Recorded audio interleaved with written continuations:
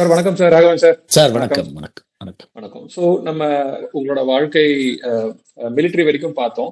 ஆமா இன்னைக்கு இன்னைக்கு நீங்க வந்து நீங்க புகழே வந்து விஜய் டிவி புகழ் ராகவன் அப்படின்னு தான் சொல்றாங்க. ஸோ விஜய் டிவி இந்த ஏர்டெல் சூப்பர் சிங்கர் உங்களுக்கு எப்படி இந்த வாய்ப்பு கிடைச்சது? இந்த வயசுல எப்படி போகணும்னு உங்களுக்கு தோணுச்சு? இது நடந்த காலங்கள் பிளஸ் நீங்க அதுல எப்படி பார்ட்டிசிபேட் பண்ணீங்க? யாரோட பழக வாய்ப்பு கிடைச்சது? நீங்க என்னென்னலாம் பண்ணீங்க? அந்த பயணத்தை கொஞ்சம் சொன்னா நல்லா இருக்கும் சார். Right sir. அது ஆக்சுவலி சார், நான் மிலிட்ரி விட்டு வந்த பிறகு 35 வயசுல வெளியே வந்துட்டேன். 35 வயசுல வந்து பிறகு நான் விஜய் டிவிக்கு போனது வந்து என்னுடைய 55 வயசுல தான். 20 வருஷம் கேப்பு. அந்த சமயத்தில் எனக்கு பாடுறதுல இன்ட்ரெஸ்ட் இருந்துச்சு. பட் இந்த அளவுக்கு பூஸ்டப் வந்து எனக்கு கிடைக்கல. அப்போ வந்து பூஸ்டப் கிடைக்கல. பிறகு ஃபர்ஸ்ட்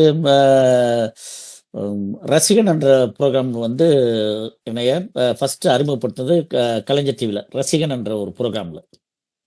அது ஆமாம், அந்த ரசிகன் ப்ரோக்ராமில் வந்து நேருன்னு ஒருத்தர் இருக்காரு, நம்ம எனக்கு ஃப்ரெண்டு. அவர் சென்னையில் இருக்காரு. அவர் ஒரு மியூசிக் டைரக்டர் தான்.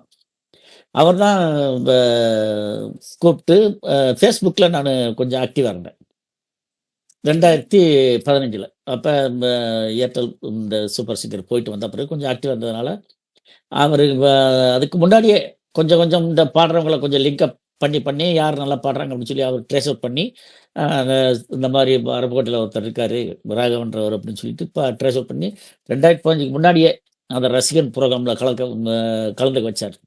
நானும் என்னுடைய ஒய்ஃப் தான் போனோம். அப்போ அவர் உலகம் பாட்டு பாட சொன்னாங்க நீ ரசிகன் ப்ரோக்ராமில். அப்போ கவிஞர் முத்துலிங்கம் சார் வந்து அதை ஃபைனல் பாடி முடிச்ச பிறகு, அந்த உலகம் பாட்டு பாடி முடிச்ச பிறகு, சார் நீங்கள் யார், எங்கே இருந்தீங்க அப்படின்னு கேட்டார். நான் இந்த மாதிரி இந்த ஊர்லேருந்து வரேன் சார், நான் மிலிட்டரியில் இருந்தேன் இத்தனை நாள், இப்போ தான் வெளியே வந்திருக்கேன் அப்படின்னு சொல்லி. சார் நீங்கள் முன்னாடியே ஒரு 10-20 வருஷத்துக்கு முன்னாடியே இங்கே இருந்தீங்கன்னா டிஎம்எஸ் எல்லாம் அவங்க பின்னாடி தள்ளியிருப்பீங்க அப்படின்னு சொல்லி ஒரு பாராட்டு கொடுத்தாரு சார். நான் அதில் ஷாக் ஆகிட்டேன். ஆக்சுவலி அவர் அப்படி எதுக்கு சொன்னார்னு தெரியல, எல்லாருமே அப்படி ஷாக் ஆகிட்டோம். அவ்வளோ பெரிய ஒரு கமெண்ட்டு. அந்த பாட்டு நாங்கள் திரும்ப அதில் இதில் பார்க்கும்போது போது அவ்வளோ பிரமாதமாக வந்துச்சு. நமக்குள்ளேயும் இவ்வளோ பெரிய ஒரு இது இருக்கு, ஃபயர் இருக்குன்னு சொல்லிட்டு நினச்சி தான் அதுக்கு அடுத்து வர்ற காம்படிஷன்லாம் அட்டன் பண்ணேன். பிறகு இந்த பாட்டுக்கு பாட்டு காம்படிஷன்லாம் வின் பண்ணேன். நம்ம இவர் சார் பிறகு ராஜகீதம் 3rd ப்ரைஸ் வாங்கினேன் ராஜ் டிவியில். அதுக்கு அடுத்து விஜய் டிவி 2015 போனேன். 2015 போனேன். 15 வந்து செலெக்ஷன். நானும் என் பொண்ணும் சரி இந்த மாதிரி ஆடிஷன் கூப்பிட்டுருக்காங்க போவோம் அப்படின்னு சொல்லிட்டு பொண்ணு தான் ஊக்கப்படுத்தி கூப்பிட்டு போனாங்க. நான் ஆக்சுவலி பொண்ணை பாட வைக்கலாம்னு போனேன். பொண்ணும் பாடுவாங்க கொஞ்சம். சரி நீ 2 பேரும் பாடலாம் அப்படின்னு சொல்லுவோம். பொண்ணுக்கு காரில் போகும்போது அவங்களுக்கு சின்ன ஜஸ்ட் ஒரு கோல்டு மாதிரி வந்துருச்சு. அதனால் அவங்க பாடலப்பா நீங்கள் பாடுங்கன்னு சொன்னாங்க. நான் போன உடனே ஃபர்ஸ்ட் ரவுண்டே செலக்ட் ஆகிட்டேன். அங்கேயே அப்புறம் செகண்ட் ரவுண்டு வச்சாங்க, செகண்டும் செலக்ட் ஆகிட்டேன். தேர்டு வச்சாங்க, தேர்டும் செலக்ட் ஆகிட்டேன். எனக்கு அதிசயமாக இருந்துச்சு. சார் ரைட் ஓகே அப்படின்னு சொல்லி அந்த பிரயாணம் வந்து சார் அப்போ ஆரம்பிச்சது 2015. பிறகு அங்கே போகும்போது சார் டாப் இது பிறகு சார் டாப் 100 செலெக்ஷன் வச்சாங்க. அதில் வந்துட்டேன், அதுலேயும் செலக்ட் ஆகிட்டேன். பிறகு அதுக்கு அடுத்து கோயம்புத்தூரில் வந்து டாப் 30 செலக்ட். மொத்தம் 7627 பேர் சார். அதை கேட்கணும்னு நினைச்சேன். 8000 மொத்தம் 7627 பேர். அதில் வந்து டாப் 80 நான் வந்தேன். நான் டாப் 18. ஆமாம், டாப் 18. ஆமாம், நான் 18 வந்தேன்.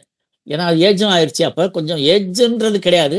அப்போ நமக்கு இந்த உடல்நல பிரச்சனை, கொஞ்சம் சுகர் அந்த மாதிரி பிரச்சனைலாம் இருந்ததுனால சரி இப்போ அந்த 18 ரவுண்டு வந்தது. எல்லாம் நம்ம பசங்க மாதிரி தான், பசங்க எல்லாமே எல்லாம் பேர் வந்து ராஜகணபதி, ஃபரிதா அண்டு எல்லாம் அவங்கெல்லாம் ஃபைனல்ஸ். அரவிந்த் ஆக்ஷன், இந்த சியாது அப்படின்னு சொல்லிட்டு எல்லாம் பசங்க எல்லாம்.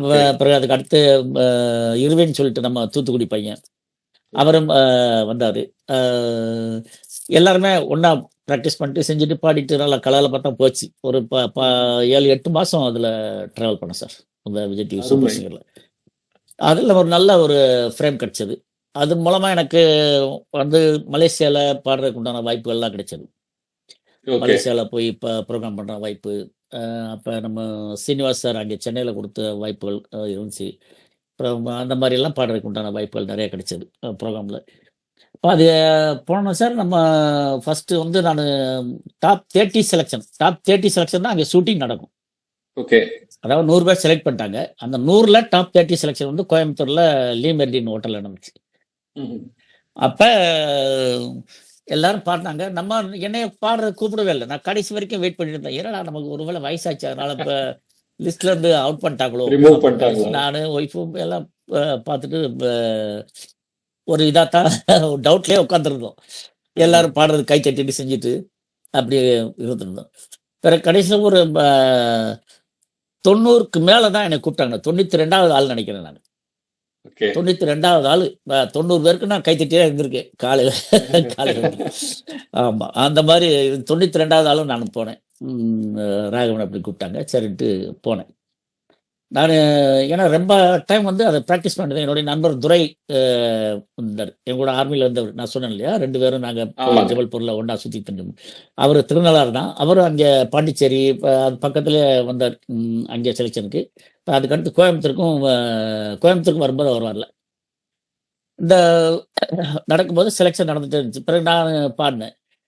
ராகவன் என்ன சார் பாட்டு பாடுறீங்க சார்? அதான் ராகவன் சார் பாடுங்க அப்படின்னு சொல்லி சொன்னாங்க. நான் மச்சான் பேரு மதுரை பாடினேன் சார். மச்சான் பேரு மதுரை. ஆமா, மச்சான் நல்லா இருக்கு. பேரு மதுரை, நீ நின்னு பாரு எதிர அப்படின்னு ஆரம்பிச்சேன். ஓஹோ. அந்த அரங்கமே அப்படியே ஒரு ஸ்டன் ஆயிடுச்சு சார். ஓ, அருமையான பாடல். ஆமா, மொத்தம் 5 ஜட்ஜு. அதுல ஆஹா. அந்த 5 ஜட்ஜுமே எந்திரிச்சு நின்று கை தட்டினது பாராட்டினது எனக்கு ஒரு ஆளுக்கு மட்டும்தான். Very good. அந்த 5 அந்த டாப் 30ல செலக்ஷன்ல டாப்பா நான் தான் வந்தேன். அப்ப அங்கே அப்ப அது பாடும்போது ஃபுல் சரணம் எல்லாமே ஃபுல் இல்ல பாட்டு சார், பாடுவீங்களா சார்? ஜஸ்ட் ஒரு பல்லவி மட்டும்தான். பல்லவி ஓகே. மட்டும்தான். ஆமா. 3 நிமிஷமா 1.5 நிமிஷமா அந்த பாட்டு, அவ்வளவுதான். அந்த பல்லவி மட்டும் பாட சொல்லுவாங்க. அதே சார், ஒரு பாடகர் வந்து நல்லா பாடுறாரா இல்லையான்னு சொல்லி ஒரு லைன் பாடினாலே, ஒரு ஃபர்ஸ்ட் லைன் பாடினாலே தெரியும், குவாலிட்டி தெரிஞ்சு போகும். அந்த மாதிரி தான் நானே கண்டுபிடிச்சிருவேன். அந்த ஜட்ஜுகளுக்கெல்லாம் சொல்ல வேண்டாம். ஏன்னா நம்ம Pushpavanam Kuppusamy, James okay. Vasantham, correct, James James Vasantham, Vasanthan sir. Oh my James god, Vasantham, super. அப்புறம் மால்குடி சுபா, பின்ன சித்ரா மேடம் எல்லாமே வந்திருந்தாங்க. ஓ. வந்து அது 5 பேருமே எந்திரிச்சு நின்று கை தட்டினாங்க. சார், நீங்க ஓகே. இப்ப அதாவது மிலிட்டரியில தான் நீங்க ராணுவ வீரரா இருக்கீங்க, இப்ப பாட்டுலயும் பெரிய வீரரா இருக்கீங்க அப்படின்னு சொல்லி குப்புசாமி சார் சொல்லும்போது எனக்கே ரொம்ப பெருமை இருந்துச்சு. அதுல வந்து சார் அப்பதான் எனக்கு சரி ரைட்டு, நம்ம கரெக்டான ஒரு ஸ்டெப் தான் எடுத்து வச்சிருக்கோம் அப்படின்ற ஒரு நிலைமை வந்து, அப்புறம் அப்படியே செலக்ட் ஆகி டாப் 18 வரைக்கும் வந்தேன் சார். அருமை. எனக்கு அடுத்து அப்புறம் அது டாப் 30ல இருந்து தான் ஷூட்டிங் சென்னையில. ஓகே. ஆமா, நல்ல கரெக்டா ப்ராப்பரா நம்மளை ட்ரீட் பண்ணாங்க. நல்ல ரூம், நல்ல சாப்பாடு வசதி எல்லாமே செஞ்சு கொடுத்தாங்க. போக வர டிக்கெட்ஸ் எல்லாம் போட்டு கொடுத்துருவாங்க. எல்லாமே விஜய் டிவி செலவு தான், அவர் செலவு தான். அந்த மாதிரி ட்ரீட் பண்ணாங்க. நான் போயிட்டு பிறகு சரி ரைட் ஓகே, இந்த அளவுக்கு பாடிட்டோம்ல அப்படின்னு சொல்லி அந்த அளவு அதுவும் ஒரு சந்தோஷம் தான்.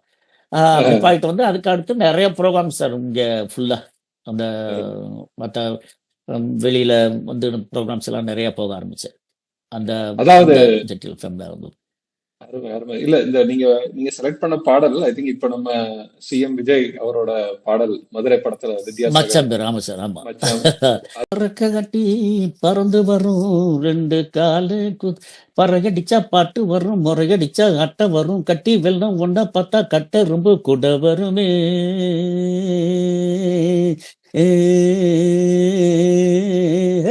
மச்சான் பேரு மதுரை அப்படின்னு சார். அது குறைஞ்சது ஒரு 100-150 தடவையாச்சும் அதை பாட்டை ப்ராக்டிஸ் பண்ணிருப்பேன்.